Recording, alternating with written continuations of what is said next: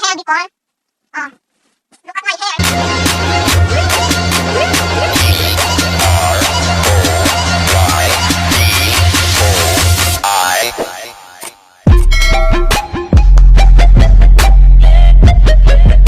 For today's vlog, unboxing my shampoo. Order. I will share my actual review. Let's go. Keep on watching, guys. Hey, here we go. We are now unboxing my order. And this is the Bremod Shampoo trending on TikTok. So let us know how to use it and leave it for your hair for how many minutes. Ayan, may pa-freebie si seller. Huwag kayong gagamit nito kung hindi nyo pa nalalaman yung honest review ko.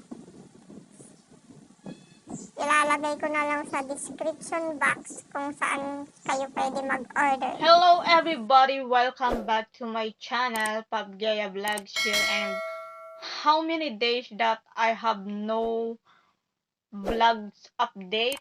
So for today's video, I have bought something and me share to all of you the actual review, and I want to try this trending shampoo on TikTok. This is the Bremod Shampoo, a conditioner, and this one is shampoo. It is only $240, $120 each. And shout out to our seller. Thank you so much for your freebies. And this is my freebies. Valentine lip color Ashley Shine here. 2 pieces of lipstick. Thank you so much, seller. And 4 sachet of Sakura body lotion, Sakura shampoo, Sakura conditioner, Sakura shower gel. Thank you so much. Thank you so much. And this is my hair before. Oh, look at my hair. It's so disgusting. And there's so many splats and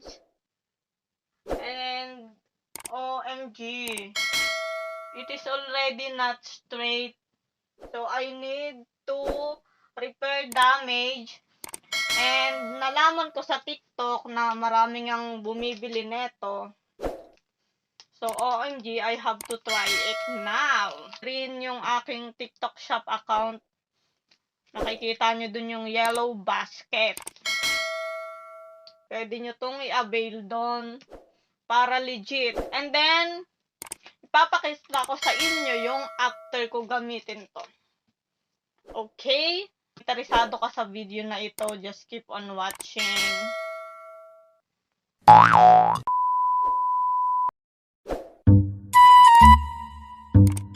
Apply the shampoo and leave it for 3 to 5 minutes.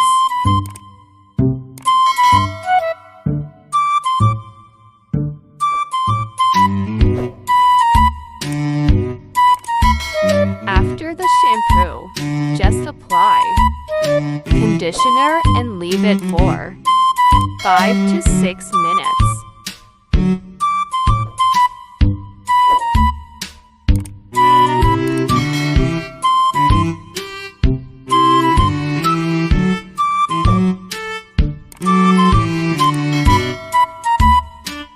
Put it at the end of your hair.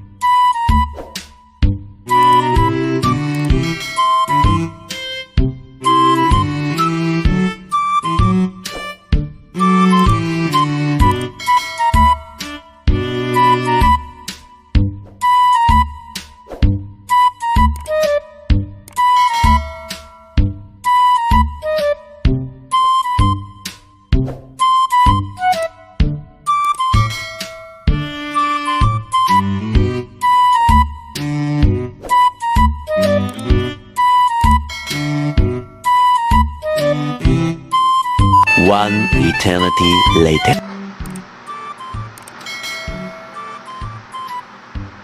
Mamaya, pag tuyo na, I will show you to all of you yung naging result ng paggamit ng Bremod Shampoo and Conditioner. So, mamaya na lang ulit, update ko kayo.